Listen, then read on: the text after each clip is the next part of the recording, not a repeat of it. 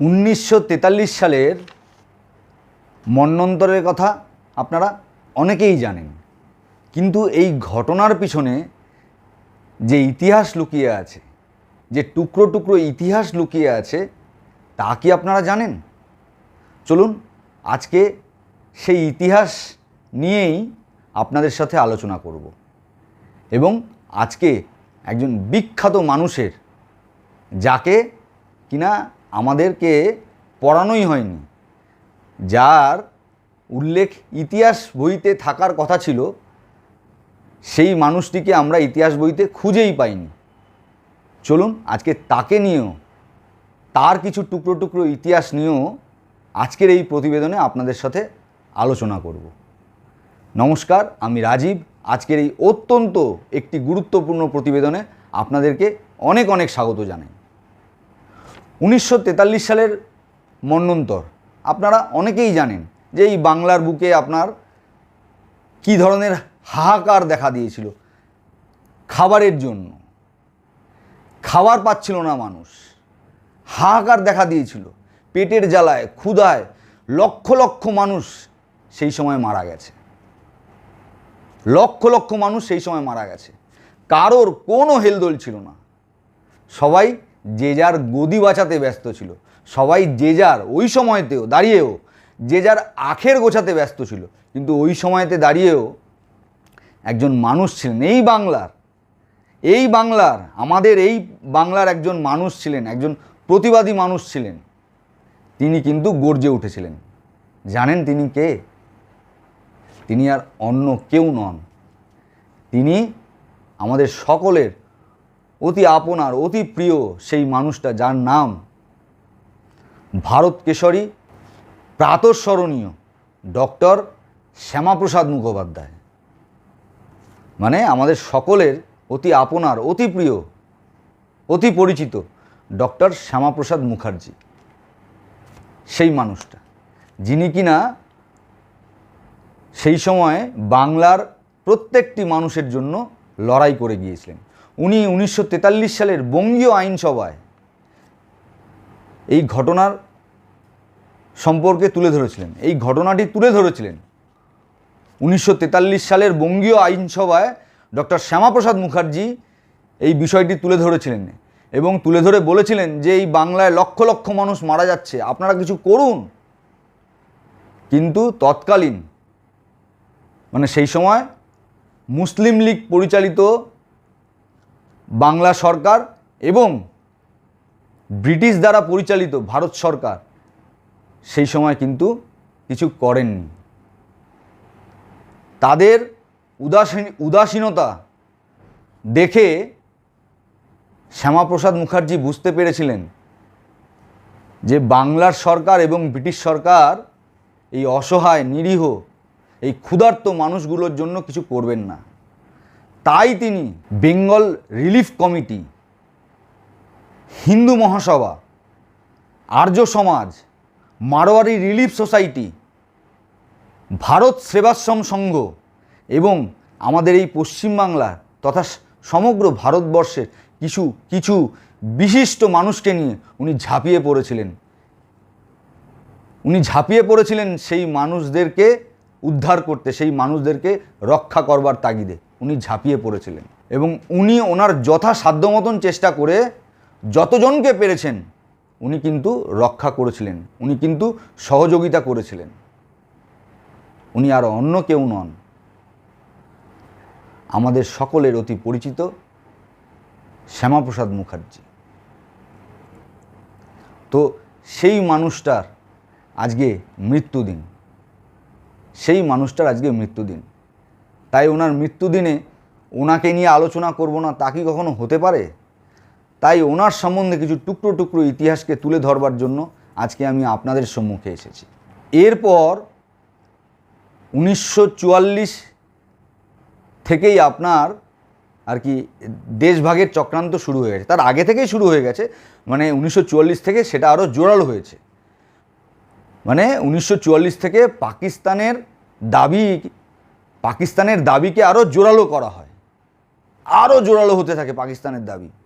সেই সময় শ্যামাপ্রসাদ মুখোপাধ্যায় যারা কিনা পাকিস্তানের দাবিকে জোরালো করছিলেন এবং পেছন থেকে মদত দিচ্ছিলেন, যেমন ওই জিন্না, আপনার এই পশ্চিমবাংলার এই মুখ্যমন্ত্রী সুহরাওয়ার্দী, তারপরে আপনার ওই জওহরলাল নেহেরু, এই ধরনের কিছু স্বার্থান্বেষী মানুষেরা আপনার পেছন থেকে মদত দিচ্ছিলেন। আমাদের এই পশ্চিমবাংলার আরও একজন বিখ্যাত নেতা, যিনি দীর্ঘদিন এই পশ্চিমবাংলার মুখ্যমন্ত্রী ছিলেন, আপনারা সকলেই চেনেন এবং দেখেওছেন হয়তো, জ্যোতি বসু বাবু, জ্যোতি বসু মহাশয়। ওনার সেই বিখ্যাত উক্তি আজও মনে আছে। এই আপনার ইসেতে দাঁড়িয়ে, মনুমেন্টে দাঁড়িয়ে, ধর্মতলার মনুমেন্টে দাঁড়িয়ে উনি সেই বক্তৃতা করার সময় ওনার বিখ্যাত উক্তি আজও আমাদের মনে পড়ে, হাথোঁ মে বিড়ি মুঁহ মে পান লড়কে লেঙ্গে পাকিস্তান। মানে হাতে বিড়ি মুখে পান, লড়ে নেব পাকিস্তান। কে বলছেন? ওই communist party of India, communist party of মার্ক্সবাদী ইন্ডিয়ার একজন কার্যকর্তা, এবং তারপর ওনাকে আমরা মুখ্যমন্ত্রী হতেও দেখেছি। সেই জ্যোতিবাবু এই কথা বলছেন। ওনার সেই বিখ্যাত উক্তির কথা আজও মনে পড়ে, যখন ইতিহাস চারণায় যখন ঢুকে পড়ি আজও মনে পড়ে সেই কথা। এবং জওহরলাল নেহেরু, উনি মদত দিচ্ছেন এই পাকিস্তানের দাবিকে, মদত দিচ্ছেন মানে দেশভাগকে মদত দিচ্ছেন, যাতে দেশভাগ হয়ে যায়। কেননা দেশভাগ হয়ে গেলেই জিন্নাকে পাকিস্তানে পাঠিয়ে দিয়ে পাকিস্তানের প্রধানমন্ত্রী করে দেবেন, এবং এই বাকি ভারতবর্ষের, এই গোটা ভারতবর্ষে, যেটা কিনা পাকিস্তানের থেকে আয়তনে অনেক বড়, লুটে পুটে আরও ভালো করে খেতে পারবো। মানে জিন্নাকে পাঠিয়ে দিতে পারলেই এই ভারতবর্ষের প্রধানমন্ত্রী হওয়া থেকে আমায় কেউ আটকাতে পারবে না, মানে নেহেরুকে কেউ আটকাতে পারবে না। তাই উনিও হাওয়া দিচ্ছেন যে দেশভাগ হোক। দেশভাগ তো হয়েছিলই, আমরা সকলেই জানি, দ্বিজাতি তত্ত্বকে কেন্দ্র করে তারপর দেশভাগ হয়েছিল। এটা আমরা আটকাতে পারিনি, এটা আমাদের একটা দুর্ভাগ্য যে আমরা আটকাতে পারিনি, মানে আমাদের পূর্বপুরুষরা আটকাতে পারেননি। কিন্তু চিন্তা করে দেখুন তো একবার, কবিগুরু রবীন্দ্রনাথ ঠাকুর যেখানে 1911 সালে রাখি বন্ধনের মধ্যে দিয়ে আপনার বঙ্গভঙ্গ রোধ করতে পারলেন, পরবর্তীতে কি এমন হলো বলুন তো, কি এমন হলো যাতে করে আমরা এই 1947 সালের, মানে পরবর্তী তো 1947 সালের দেশভাগ হওয়াটাকে আটকাতে পারলাম না, এই দেশ বিভাজনকে আটকাতে পারলাম না? বলুন তো কি এমন হলো? আসলে সেই ওই একে ওই করে কমে খাওয়ার, ওদিকে জিন্না করে খাবে আর এদিকে এই নেহেরু পরিবার করে খাবে, এইসব পরিবারের করে খাওয়ার গল্প আর কি। তো সেই পরবর্তীতে উনি ওই মন্ত্রিসভায় দাঁড়িয়ে, মানে শ্যামাপ্রসাদ মুখোপাধ্যায় জওহরলাল নেহেরুকে বলেছিলেন যে Nehru, you divided India, I Shyamaprasad, I divided Pakistan. মানে যেটা উনি করে দেখিয়েছিলেন। মানে নেহেরু তো ভারত বিভাজন করে পাকিস্তানের জন্ম দিয়েছিলেন, তাই শ্যামাপ্রসাদ মুখার্জি বলেছিলেন যে তুমি ভারত ভাগ করে পাকিস্তানের জন্ম দিয়েছ, আর আমি পাকিস্তান ভাগ করে পশ্চিমবাংলার জন্ম দিলাম। যেটা পরবর্তীতে আপনার উনি বলেছিলেন নেহেরুকে উদ্দেশ্য করে, সেটা সংসদের ওয়েলে দাঁড়িয়ে বলেছিলেন।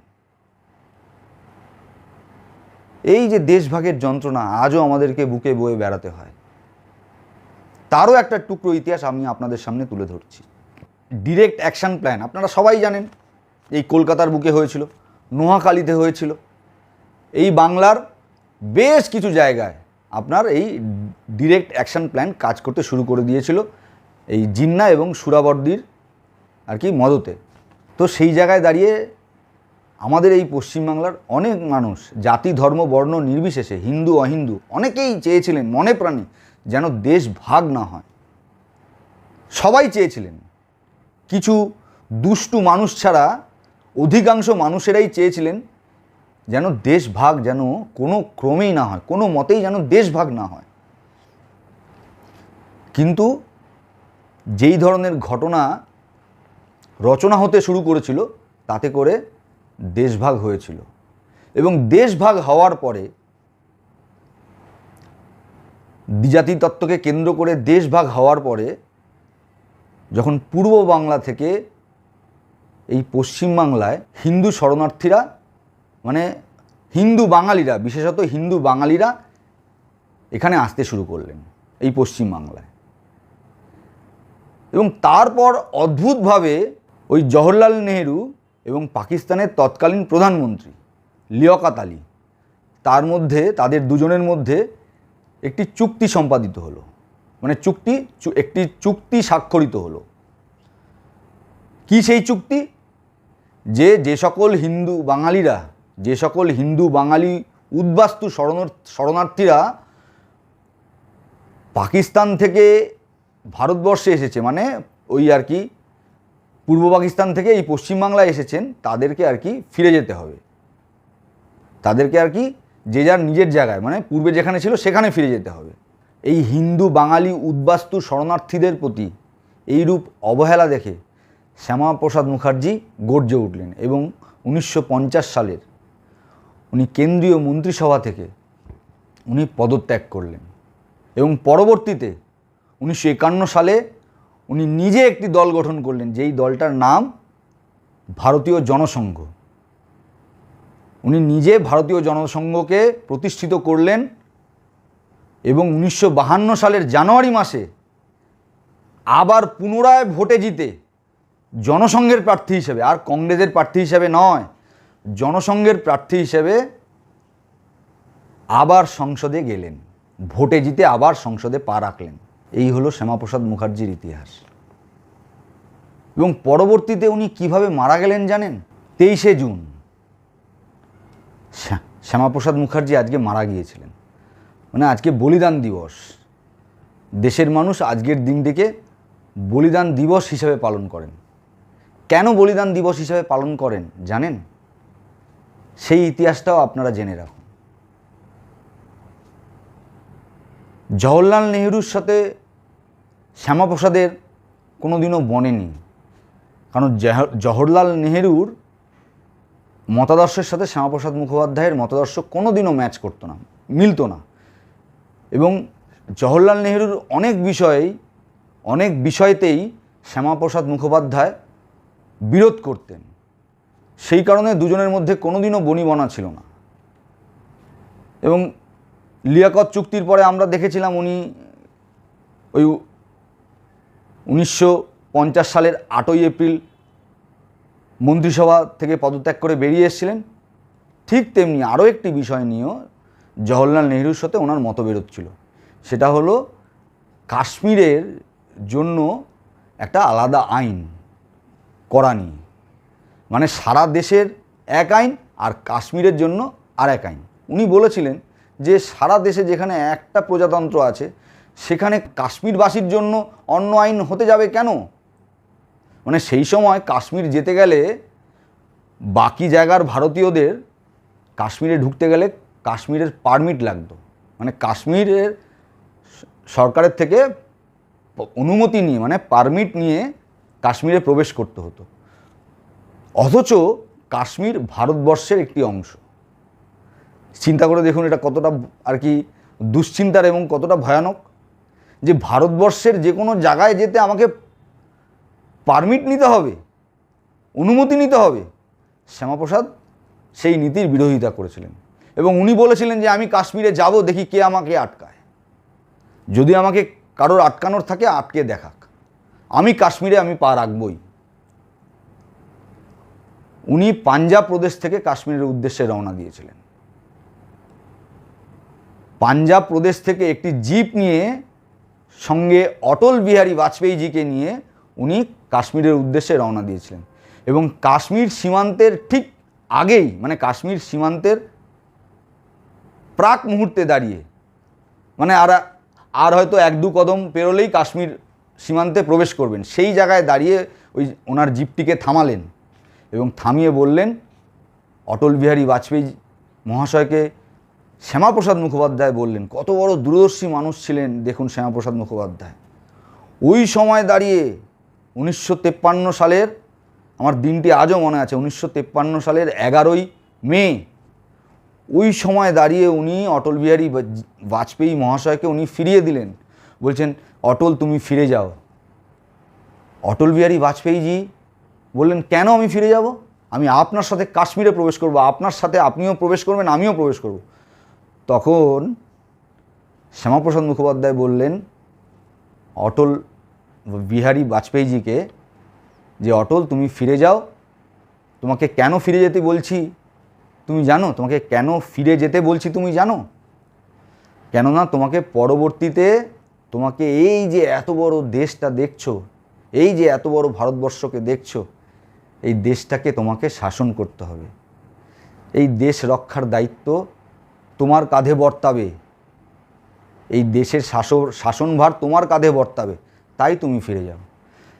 অটল বিহারী বাজপেয়ীর হাজারো আপত্তি সত্ত্বেও ওনাকে কিন্তু অটলজিকে কিন্তু ফিরিয়ে দিয়েছিলেন শ্যামাপ্রসাদ মুখোপাধ্যায়, এবং উনি নিজে একা প্রবেশ করেছিলেন।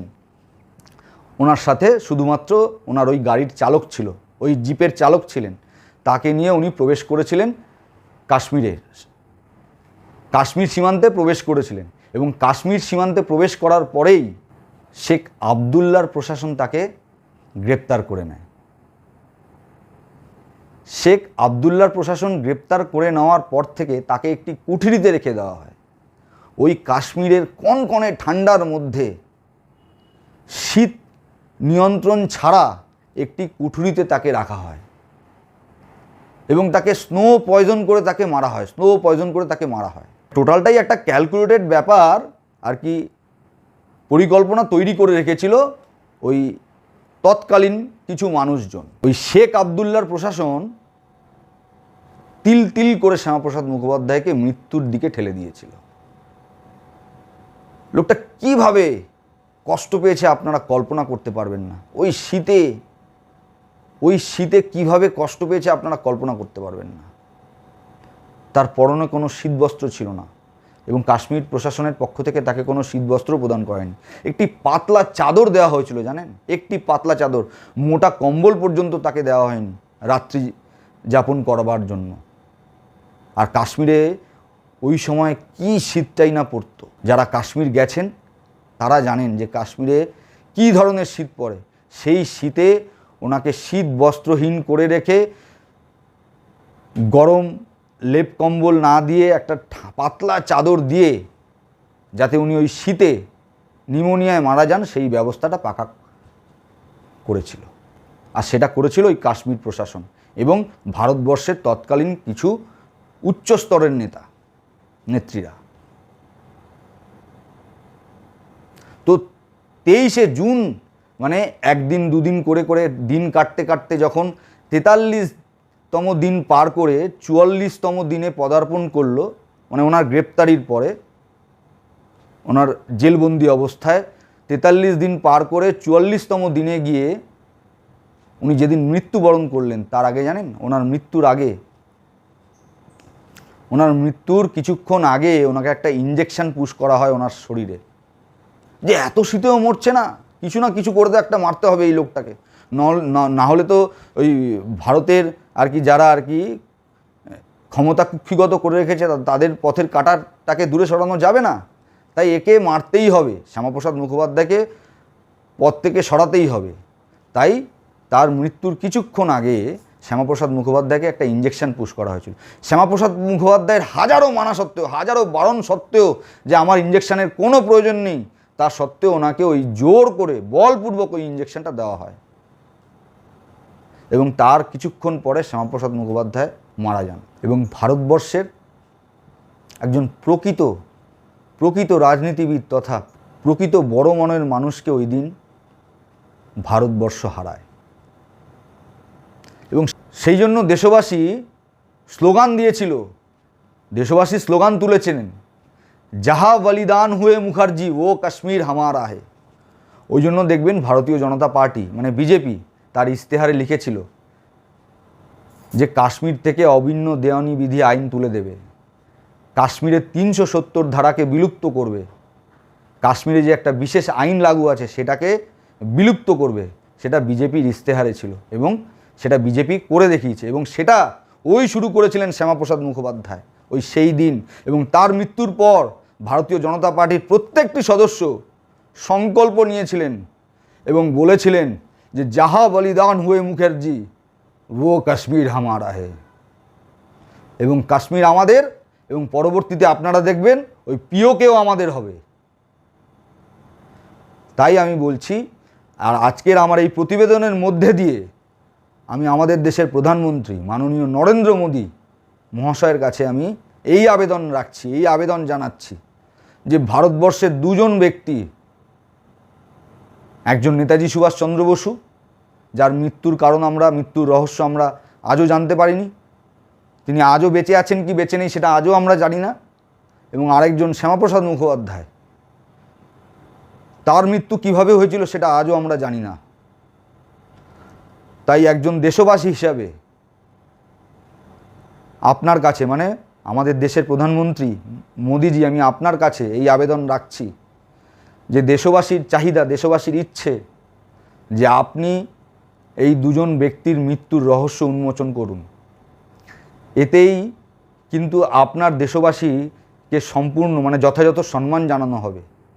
আমার এই ভিডিও বার্তার মধ্যে দিয়ে আমি আপনার কাছে মোদিজি, আপনার কাছে এই আবেদন রাখলাম। কি বলবেন বলুন? টুকরো টুকরো ইতিহাস এবং শ্যামাপ্রসাদ মুখোপাধ্যায়ের মৃত্যুর ইতিহাস আজ আমি আপনাদের সামনে তুলে ধরলাম, আমার ব্যাখ্যা আমি আপনাদের সামনে তুলে ধরলাম। যদি আপনাদের কিছু বলবার থাকে এই নিয়ে, আমার ব্যাখ্যা ঠিক না ভুল, যদি এই নিয়ে আপনাদের কিছু কোনো বক্তব্য থেকে থাকে, অবশ্যই কমেন্ট বক্সে কমেন্ট করে জানাবেন। আজকের মতো এখানেই বিদায় নিচ্ছি। আপনারা সবাই ভালো থাকবেন, সুস্থ থাকবেন। জয় হিন্দ, বন্দে মাতরম, ভারত মায়ের জয় হোক।